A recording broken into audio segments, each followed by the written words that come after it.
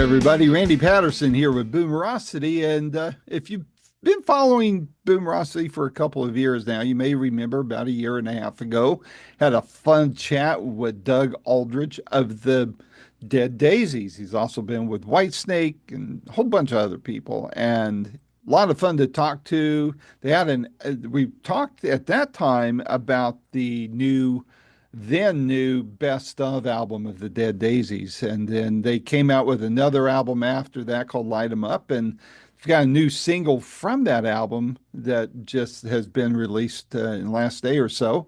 And so I got to talk to Doug again about that song, about that album, and even some heads up on something new and exciting. Some great news there for Dead Daisies fans. So please, if you would, as you're listening to this, hit like.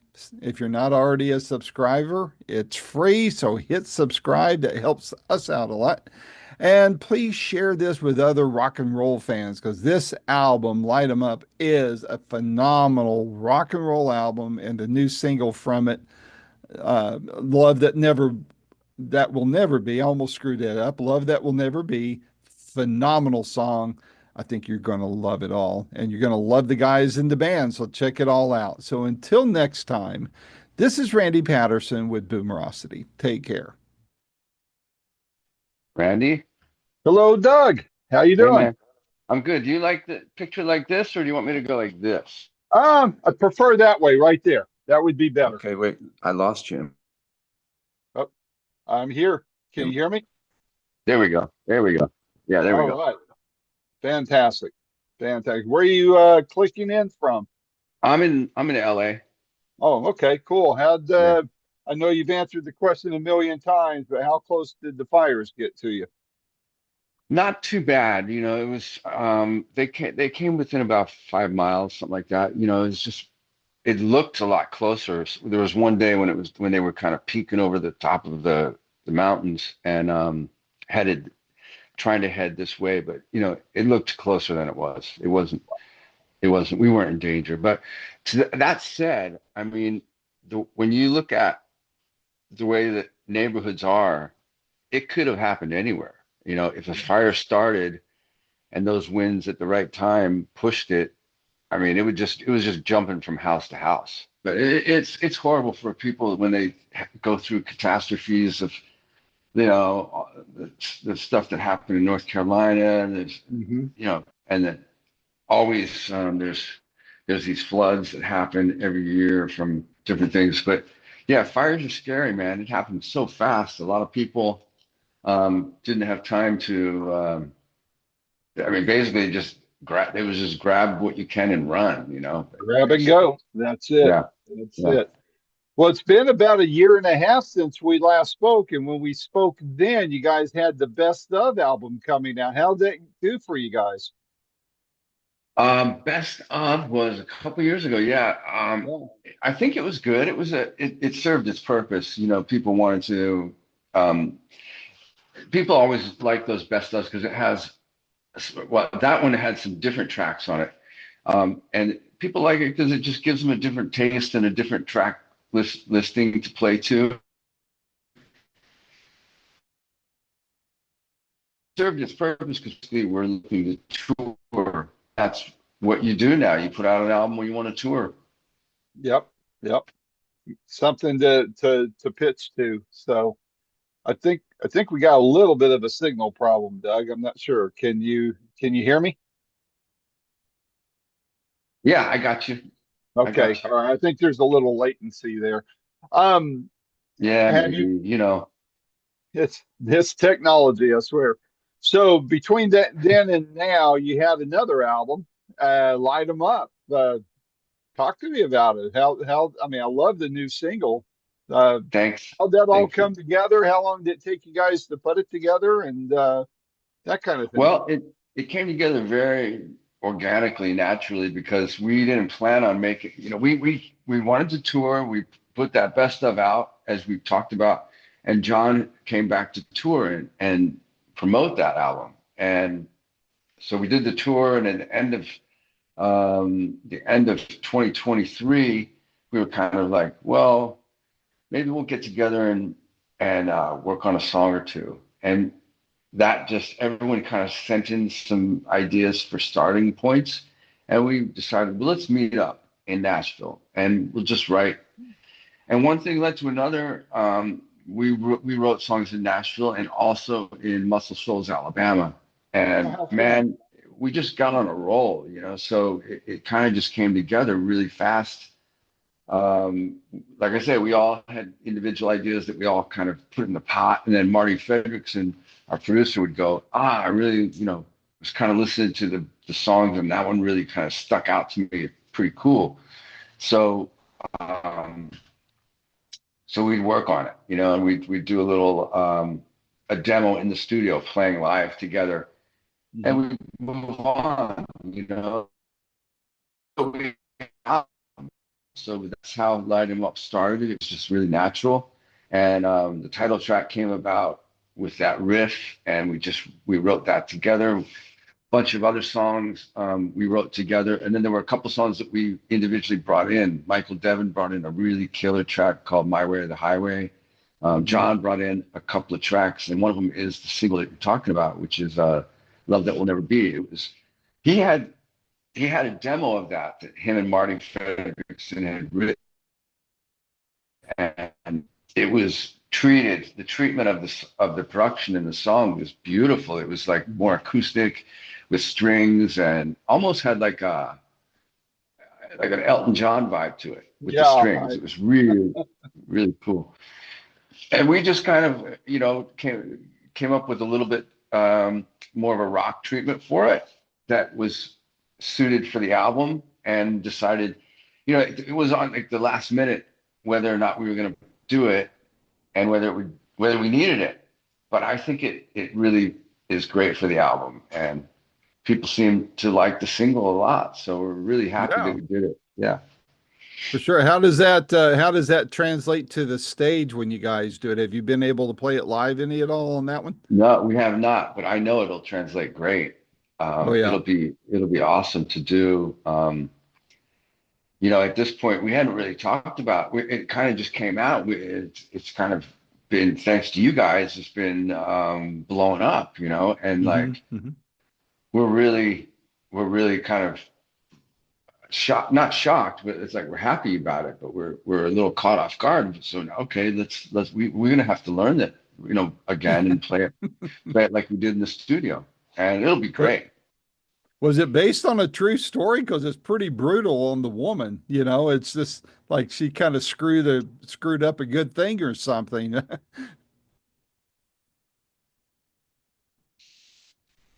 Uh, That Are you? stuff it does happen. I think that John would be the one to go deeper into the lyrics, but I mean, it's we put it out on Valentine's Day, and it's like a reverse love song almost, because it's like a breakup song. Yeah, It's for just like, sure. uh, you know, there's been everyone's gone through these situations where it's just like, you try your hardest to make a relationship go, and it is just not working. So Yeah, love that will yeah, never it be. happens. That's right. Yeah. Back to the album as a whole, where they're in putting it together, and you talked a little bit already about how the album came together. What kind of surprises did you guys run into in doing that? I mean, all of you guys are seasoned pros on making There was albums and such. Yeah. the biggest surprise was how fast it came together. We didn't, like I said, we didn't plan it. It just happened. And like, there was a song that, well, like everyone, like I said, I brought in some stuff, and there was a song that I brought in that was a weird kind of a descending. My influence of this was kind of like Crying in the Rain meets Dazed and Confused. And I didn't know if that would be something that we would need or want, but it was just an idea that I had, and a riff, um, and a couple of chords to go with it as a resolve after the riff. And Marty, I just stuck it in the pile, and Marty came back one day and goes, "Man, I really like that one riff." And I was like, "Oh wow, really?" He goes, "Yeah, but I changed it. I put, instead of it, I originally had it as the old blues technique of call and response. You sing Hmm.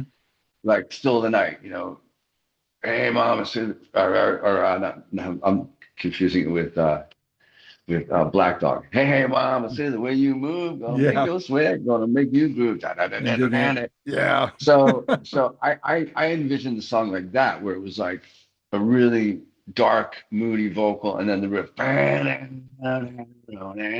would come in. It's called Back to Zero. And so Marty goes, I made that the chorus instead of it being just the riff. I was like, how? Because it's so weird. It's like chromatically descending.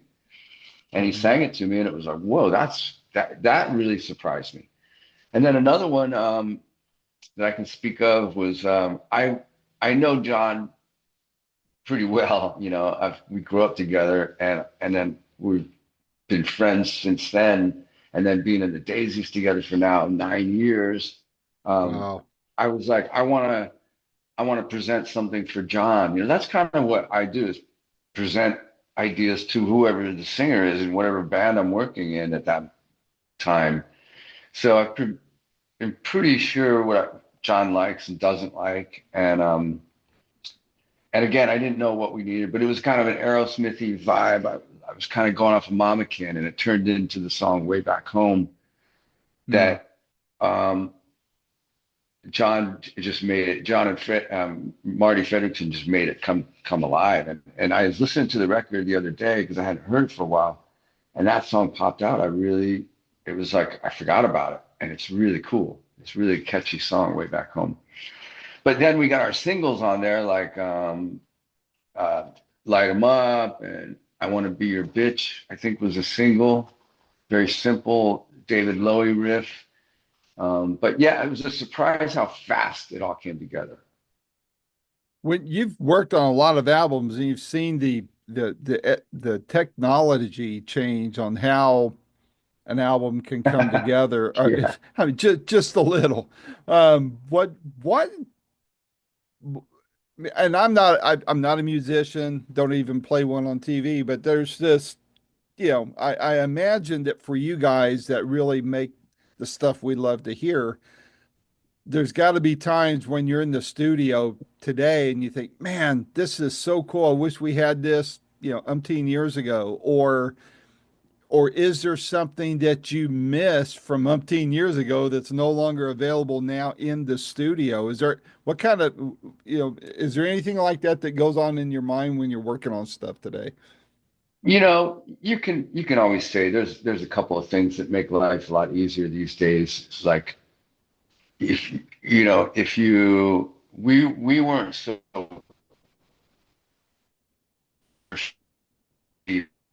back persnickety is an old so um, anal about 80s and even in the 90s, and you hear stuff sometimes from back then that's like, yeah, it's a little pitchy. Even hit songs like it might be a hit song that was on the radio, and it's like you hear it now and you're like, whoa, that's a little, it might have been a Paul Rogers, might have been Sheryl Crow, whoever's. It could have been a little pitchy. Mhm. So it would Mhm. have been cool to have, it's a great vocal, whatever it was. Don't make him re-sing it. It's got the vibe, but maybe we could just fine tune it a little bit right here in that one spot. If you're going to get picky or persnickety or anal, whatever. But that's one of the only technologies that I would say that back then, aside from the little recorder that's in our phone, because I can't tell you how many batteries I spent on those cassette recorders to capture ideas. And a lot of times I wouldn't have it with me, and there'd be musical ideas that you'd forget about. Now with the iPhone, you just record anything that you think of because you always got your phone with you Right. nowadays, and that can turn into a song very easily. And a lot of people write that way. They just write on the phone. They can edit it and put parts, change parts. But as far as the technology the stuff that we don't do now is we don't use 2-inch tape anymore very much. Some high-end budget recordings, like they'll record into Pro Tools and they'll bounce it to tape, or they'll record Right. through tape into Pro Tools, so you get that tape compression. But there's nothing like a tape session, like You would start off with this 2-inch tape.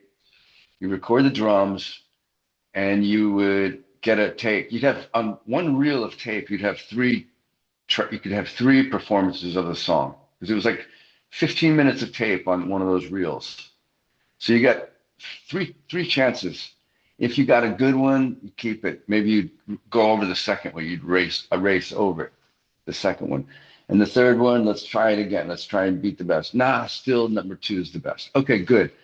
So after you get all these performances of the various songs, say you got three performances for each song, you got 10 songs. That means you got 10 tapes that you got to cut that each one of those best performances and stick those all on one reel. So you got the best performances on one reel, or actually it would be like 3 reels or 4 reels because you got 3 songs per reel. You got those are called your master reels. Then Mm-hmm. you take those master reels and you start doing overdubs to the drums. You'd start putting, or maybe you got the bass and the rhythm guitars on there already. Maybe you kept it, but Mm-hmm. now you got to go in and fix the mistakes. You got to punch in with the machine and okay, we're gonna just get that one chord right there. Play along.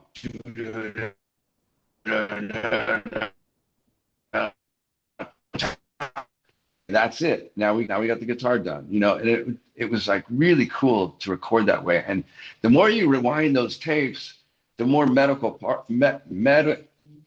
particles would come off the tape, and the tape would little by little get a little warmer. The top end would start to go away a little tiny bit. So by the time you get to mix it, you got to add top. Let's brighten up the guitars a little bit. Let's brighten up the drums a little bit, and then you get this tape compression with a beautiful, tube EQ off of one of those old mixing boards. Mm-hmm. That was a sound. It was really a thing. When digital came out, it came out in a couple different fashions, and one of the ones that was really popular was called the ADAT. And ADAT was an 8-track recording machine that was digital, and no matter how many times you rewound the tape on the digital, it kept the sound exactly the same.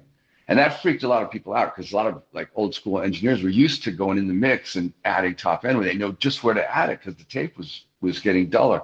But with Mm-hmm. digital, you couldn't do that. So things got a little crispy in the 90s, with stuff. But so I missed that. And you'd be working for a couple hours and somebody would go, hey, let's clean the tape heads. And you'd have to stop and take a 15-minute break while they pulled the tape off, take the alcohol on the swab and clean the tape heads and everything. And it would take a minute.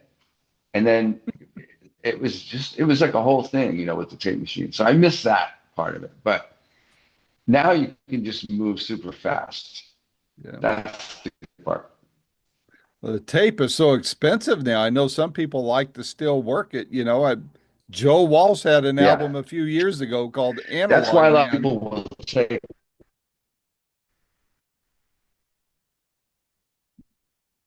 We're sorry, getting go some ahead, latency. Randy. That's right. It was some latency there, and I was waiting to see Yeah. if it would kick back in. Okay. Well, you were saying about tape, and yeah, it's expensive, and a lot of people they'll just get one reel of tape and they'll just record through the tape machine. The sound hits the tape head, the recorder head, goes to tape, and then it goes about 3 inches and comes back off the reproduction head and comes out. Wow. So the sound comes in, hits the tape, comes out, and the repro head sends it to Pro Tools. So you get your tape compression, but in Pro Tools. Ah, So that's so something that people started doing, but how long it's does the tape now there's so last? many plugins. Well, I mean, it just gets a little duller as you roll it over and Mm. over, But you can use it for instead of it being, three songs or something, you can use it for like probably 10 or 20 songs maybe. Ah, Just keep rolling over it. Because remember, when you were making those albums on tape back in the day, you'd rewind that tape 100, maybe 1,000 times. I don't know, and to you'd get keep to a certain recording. point. Yeah. And so that's why. And every time they clean those tape heads, that's your top end coming off that tape. And Wow. so they would, like I said, in the mix, they'd crank it up, brighten up a little bit, and then it would go to mastering, and they'd usually put a little more ultra top, put some Hmm. beautiful open high end up there that just gives it air, and it was like this, Hmm. thing where people who would have these stereo systems that could really hear all that stuff. Now we listen to it on our phone, digital, through Bluetooth. It's not the same. Yeah. So it's Yeah. different. It's different. There, you were going to say something about add-ons. So they're like plugins or something. Or is that what you were going to say? There's now plugins that give you Yeah, those same kinds of effects or feel? similar. There's nothing like the real thing though. Right. It's Agreed. it's just like an old car that was built in the 30s or 40s. I mean, those things they didn't they didn't rust very much. It was like Yeah. now you get a car and in 5 years it's rusting or whatever. Now it's made out of plastic, but Yeah. yeah, Those plugins are the inflatable dolls of music, I guess, right? yeah, that would be it. That would be You it. can quote me on that. It's yours to use. So, I've never had an inflatable doll, but it's always been, it's one of those things you always think about, like, wow, what would that be like? But now they got AI yeah, people, yeah. so or like robots, that's getting a little bit like That's too creepy. That's much. kind of like, well, remember the old movie Westworld with Yul Brynner and all that? That's kind of like that. I've never had an Yeah. inflatable doll, but I say that I have and said that was the only girlfriend that took my breath away. So, I mean, so That's it. what have you got on the itinerary for the rest of this year? We leave for Europe in 1 week, and we're going to be doing dates in Germany, France, Netherlands, Italy, a few other spots I forget. But we're there for a bit. We come back home. We've got festivals later in the summer that we're doing, and then we got other dates later in the year as well. But the biggest news is that we have some new music that was recorded at the same time as Light 'Em Up. That's coming Ah, out soon. We've got this single out right now. It's blowing up, but um, next week I believe they're going to drop a new song from a new release coming up. And so you got to tell ah, everybody, tell everybody check out deaddaisies.com and check out the socials a week from today, next Friday. okay. All right. That sounds wonderful. I'll let them know. I'll probably have this. I had some changes in schedule, so I'll probably have this chat. I release everything on Wednesday mornings real early. And so this will probably be out there then. And then maybe as the new album rolls out and such, we can circle back and have another conversation about it. And you can kind of fill I me in love on it. what all happened on there. It'd be a lot of fun. So yeah, It's really cool. any stateside tours, any dates over here that's going They're to be they're happening? they're shopping right now, but I don't know yet what's happening. But they're shopping. Okay. We'll be back. We'll be back around at some point. I don't know if it's this year or next year, whatever. But they're looking at scheduling right now. Well, good deal. I hope you're somewhere near East Tennessee or thereabouts. And if so, I'm going to come and see you guys. So, We always go there, man. It's the greatest. It's great. We love it. Love you guys. well, And thank you, Randy. Thanks. God bless you, brother. all right, man. Well, until next time, stay safe and healthy, okay? All right, you got it, brother. All Thank you, man. right. Take care. Bye All bye. right.